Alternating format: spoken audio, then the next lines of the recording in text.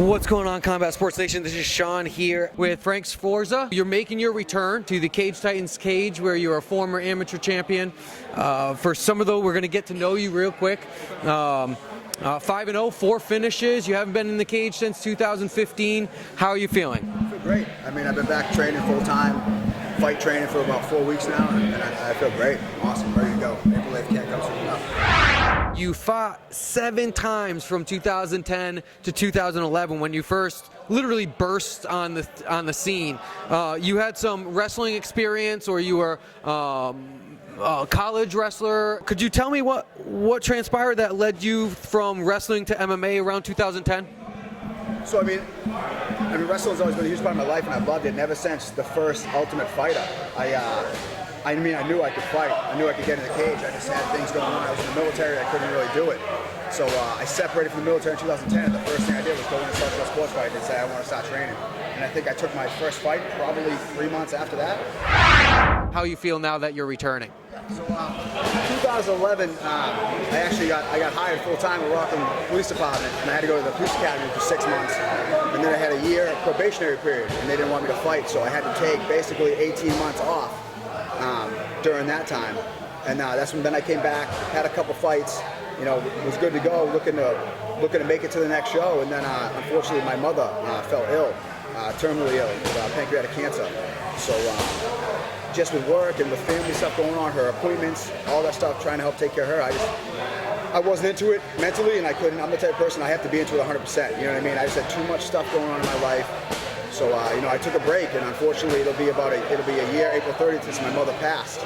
And it was a tough time. I had a lot of things to take care of, a lot of family stuff to take care of. I won't get into all that, but I just had a lot of stuff going on. So I had to take some time off. Finally now, I'm back, feet on the ground, head's in the right place, training hard, ready to go, and I plan on making another run, because I may be at 155 now, but I have the belt at 45, and I'm going back down to 45. And there's a lot of people in this area, in the Northeast, who say that they're the best and think they're the best, and I know they're not.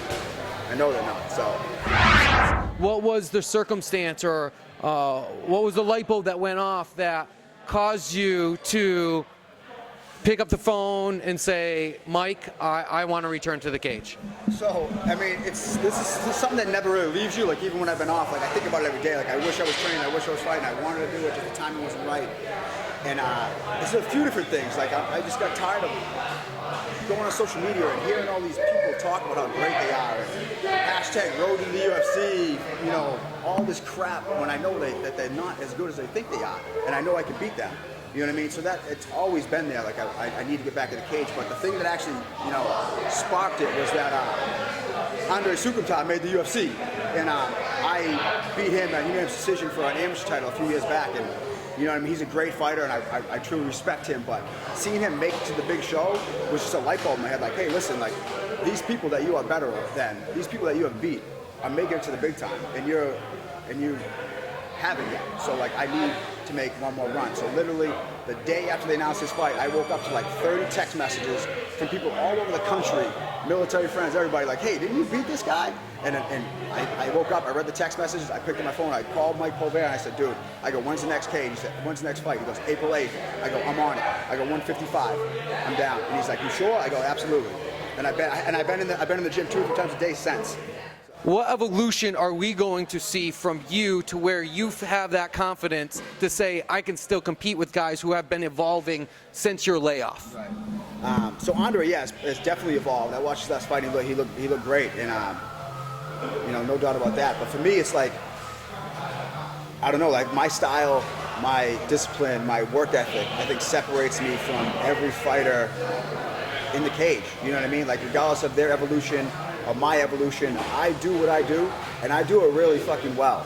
You know what I mean? And if you're gonna beat me, you're gonna beat me at my game.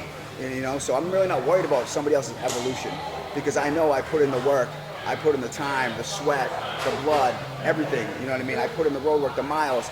I bust my ass every time I step in this gym. I go 110%. Every single second I'm in here. And you can ask anybody in the gym here, they'll tell you, when I walk in the gym, there's a different atmosphere, because I bring that intensity, I bring that work ethic. So, that separates me from everybody, because, like I said, I'm good at what I do, there's no doubt about it, and I'm going to do that. And if you can stop it, all the power to you. You know, I'll shake your hand at the end and we'll walk away, maybe grab a beer afterwards, but I don't see it happening. Your opponent, he's 5-7, but of his 5 wins, 4 of them have been finishes. Of his losses, he has been submitted. Every man is dangerous. What do you know of your opponent? And is there anything that stands out that within your training maybe you had to tailor anything for him? No, I mean, not really. I know, like I said, I know he's been around a while. He's a tough kid. He's fought a lot of people. That's about it. I mean, I don't underestimate anybody in that cage because everybody has a puncher's chance. You know what I mean? You have to be aware of so many things.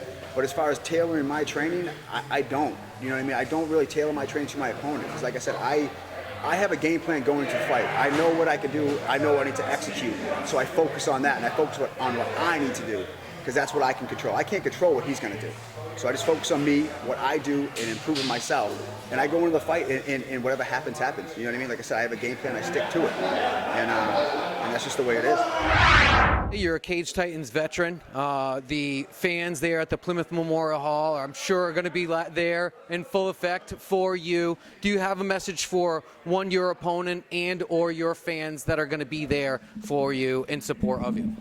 I mean, for my opponent, I mean, like I said, nothing respect. I respect anybody that gets in the cage. Good luck, train hard. I hope you bring your A game because I don't want anything less. You know what I mean? I want a good fight, and you know, I want to push each other, and let's see what happens.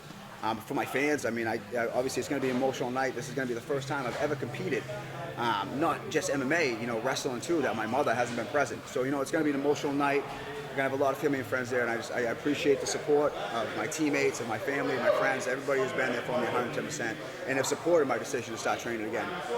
So just thank you. Appreciate it.